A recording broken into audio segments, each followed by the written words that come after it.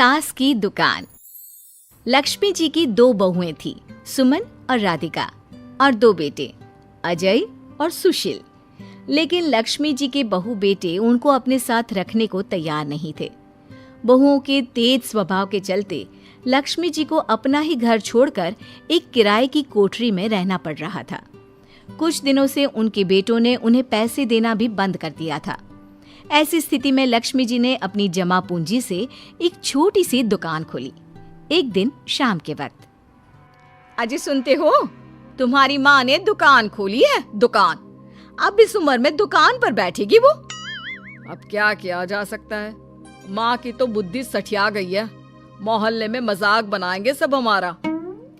अरे जेठ जी, इसमें परेशानी क्या है अगर सासू माँ ने दुकान खोली है? हाँ, राधिका ठीक तो कह रही है। अपनी दुकान पर बैठी रहेगी, कम से कम हमें परेशान तो नहीं करेंगी। हाँ, वैसे बात तो ठीक है। खुद के 2 पैसे कमाएंगी तो कभी कभार हमें जो खर्चा देना पड़ता है ना, वो भी देने से बच जाएंगे हम लोग। फिर किस बात की परेशानी, खोलने दो माँ को दुकान, हमें क्या। वैसे भी अपनी कोठरी में चुपचाप रह रही है ना, चाहे दुकान खोले या मॉल बनाए, हमें उससे क्या लेना देना। अगले दिन सुमन अपनी सास की दुकान पर पहुंचती है। सासू माँ, आपकी दुकान में शक्कर है क्या? शक्कर जरा 1 किलो दे दीजिएगा। हाँ बहू है ना, लो बेटा, 1 किलो क्यों, 2 किलो ले जाओ। सोच लो सासू माँ, घाटा हो जाएगा आपको, पैसे नहीं देने वाली मैं। देखो सुमन, ये मेरी दुकान है और यहाँ पर जो भी कोई सामान खरीदने आता है उसे पैसे तो देने ही पड़ते हैं। अरे सासू माँ, ऐसा क्यों कर रही हैं आप? अरे देखो ना, घर पर आपका बेटा और पोते पोती दूध में शक्कर डालने के लिए कब से इंतजार कर रहे हैं, जरा उनके बारे में तो सोचिए। अरे ऐसी बात है क्या? अब मुझे नहीं पता था।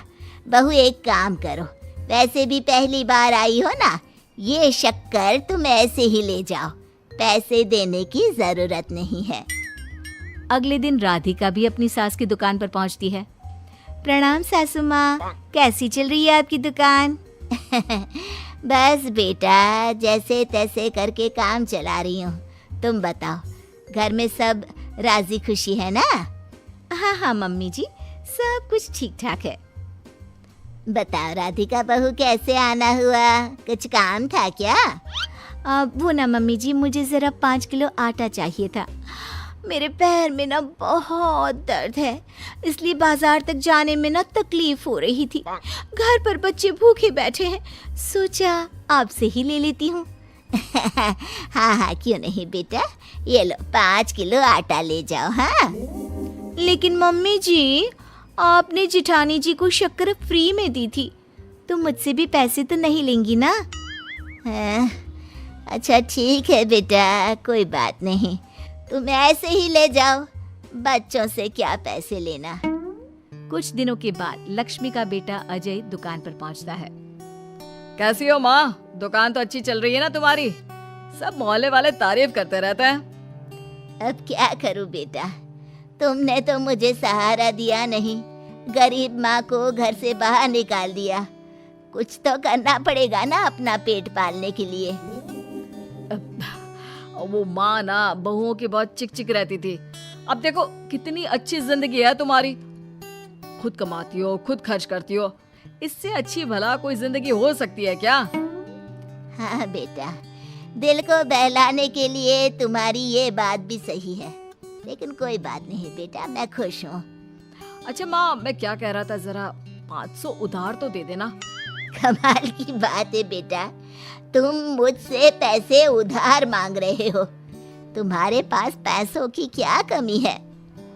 अरे माँ, इस महीने की तनख्वाह नहीं आई और आप तो अपनी बहू को जानती है ना, उसे शॉपिंग करनी है, जल्दी वापस लौटा दूंगा माँ। ठीक है बेटा, ये लो 500 रुपए, लेकिन देखो कुछ दिनों में वापस दे देना, मुझे अपनी दुकान के लिए माल भी तो खरीदना है। हाँ ठीक है माँ, जल्दी पैसे लौटा दूंगा।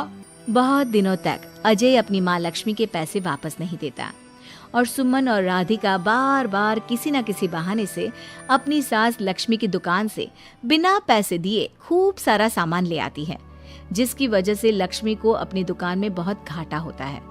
फिर एक दिन जब राधिका सामान लेने के लिए लक्ष्मी की दुकान पर पहुंचती है, सासू माँ, जरा वो 1 किलो दाल तो देना। नहीं बहू, अब मैं तुम्हें या सुमन को कोई सामान फ्री में नहीं देने वाली। तुम लोगों ने कभी कोई मदद नहीं की मेरी, उल्टा मेरी दुकान से फ्री का सामान ले जाकर मुझे मुश्किल में डाल दिया है। लेकिन मम्मी जी, हम तो आपके बच्चे हैं ना। अगर इतना ही मेरे बच्चे हो तो फिर मुझे घर से बाहर क्यों निकाल दिया? देख बहू, अब मैं तुम्हें 1 रुपए का सामान भी फ्री में नहीं दूंगी। और जाकर सुमन को भी कह देना, आए दिन तुम्हारा पति मुझसे उधार ले जाता है और वापस भी नहीं लौटाता। राधिका गुस्से में घर वापस आती है। घर आने के बाद, क्या हुआ राधिका, बहुत गुस्से में लग रही हो तुम? सासू माँ की दुकान पर गई थी ना? सासू माँ का तो कुछ करना पड़ेगा, जब से ये दुकान खोलकर बैठी है। अक्कड़ तो देखो उनकी। अरे लेकिन हुआ क्या है? होना क्या है, दाल लेने गई थी, मुझे 4 बातें सुनाकर उल्टा भेज दिया, कुछ दिया भी नहीं। ये तो सासू माँ ने ठीक नहीं किया। देखो मेरे पास ना एक बहुत अच्छा प्लान है। कैसा प्लान भाभी? हम अपनी सासू माँ की दुकान में किसी चोर से कहकर चोरी करवा देते हैं और सारा सामान अपने घर मंगवा लेंगे। उसके बाद हमारे पास फ्री में सामान भी आ जाएगा और सासू माँ की अकल भी ठिकाने आ जाएगी। ठीक है भाभी, मैं आपका पूरा साथ दूंगी। अब जल्दी से ये काम करवा दीजिए। और 2 दिनों के बाद सुमन और राधिका एक चोर से मिलकर लक्ष्मी की दुकान में चोरी करवा देते हैं। हे भगवान, ये क्या हो गया? इस उम्र में जैसे तैसे अपना गुजारा कर रही थी, लेकिन चोर मेरा सारा सामान लेकर चले गए। अबे क्या होगा? तभी वहां पर राधिका और सुमन पहुंच जाती है। क्या हुआ सासू माँ, बहुत दुखी लग रही हैं आप? अरे क्या बताऊं, मेरी दुकान का सारा माल चोरी हो गया। अब अगर आप अपने ही बहू बेटे को सामान नहीं देंगी तो ऐसा तो होगा ना सासू माँ। अब राधिका की बात सुनकर लक्ष्मी को यकीन हो जाता है कि इस चोरी के पीछे कहीं ना कहीं उसकी दोनों बहुओं का ही हाथ है। लक्ष्मी एक प्लान बनाती है। पैसे उधार लेकर अपनी दुकान में फिर से खूब सारा सामान ले आती है। अरे भाभी, देखा आपने, सासू माँ की दुकान तो फिर से सामान से भर गई है। हाँ वही तो, मैं तो सोच रही थी कि एक बार में उनकी अकल ठिकाने आ जाएगी, पर लगता है फिर से कुछ करना पड़ेगा। लेकिन अब हम क्या कर सकते हैं? अरे वही जो हमने पहले किया था। इसका मतलब फिर से चोरी करवाएंगे? हाँ, उसके बिना हमारा काम कैसे चलेगा? और इस बार चोरी करने हम दोनों चलेंगे, कुछ नहीं छोड़ेंगे उनकी दुकान में। सुमन और राधिका दोनों मिलकर लक्ष्मी की दुकान में चोरी कर लेती हैं और सारा सामान चुपचाप अपने घर के स्टोर में लाकर रख देते हैं।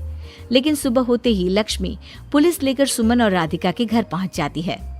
इंस्पेक्टर साहब, मेरी इन दोनों बहुओं ने ही घर में चोरी की है। अरे ना ना इंस्पेक्टर साहब, ये हम पर झूठा इल्जाम लगा रही हैं। अरे हम क्यों इनकी दुकान में चोरी करने लगे? माँ, आपको शर्म नहीं आती अपनी बहू पर झूठा इल्जाम लगाते हुए? हाँ माँ, हम आपके बेटे हैं और ये आपकी बहुएं हैं, आप ऐसा कैसे कर सकती हैं? लक्ष्मी जी, क्या आपके पास कोई सबूत है? अरे इंस्पेक्टर साहब, आप इनकी बातों में मत आइए। ये हमारी माँ है और इनकी दिमागी हालत ठीक नहीं है, इसीलिए तो हमसे अलग रहती हैं। इंस्पेक्टर साहब, मेरी दिमागी हालत बिल्कुल ठीक है और मेरे पास इन दोनों के खिलाफ बहुत बड़ा सबूत है। बताइए, क्या सबूत है आपके पास? आप जरा मेरी दोनों बहुओं के हाथ पानी से धुलवा दो, फिर सब कुछ साफ साफ पता चल जाएगा। अरे हाथ पानी से धोने से क्या होगा माँ? आप दोनों मेरे सामने अपने हाथों पर पानी डालिए। जैसे ही राधिका और सुमन अपने हाथ पानी में डालती हैं, उनके हाथों का रंग लाल हो जाता है और ये देखकर सब लोग हैरान रह जाते हैं। अरे ये क्या, तुम्हारे हाथों का रंग अचानक से लाल कैसे हो गया? क्योंकि मैंने अपनी दुकान के सारे सामान पर एक तरह का केमिकल लगा कर रखा था। मुझे पता था जो भी चोरी करने आएगा वो सामान को अपने हाथों से उठाएगा और उसके हाथों पर रंग लग जाएगा। अरे माँ, आप तो बहुत चालाक निकली। इसे चालाक नहीं बेटा, बुद्धिमान कहते हैं। और जिसके तुम्हारे जैसे बहू बेटे हो उसे थोड़ा बहुत तो अपनी अकल से काम लेना ही पड़ता है ना। शर्म नहीं आती आप लोगों को अपनी ही माँ को परेशान करते हुए? हमें माफ कर दीजिए सासू माँ, हम आइंदा ऐसी गलती कभी नहीं करेंगे। और हाँ, आपको अपने साथ रखेंगे, आपकी सेवा करेंगे और पूरी इज्जत भी देंगे। हमें माफ कर दीजिए।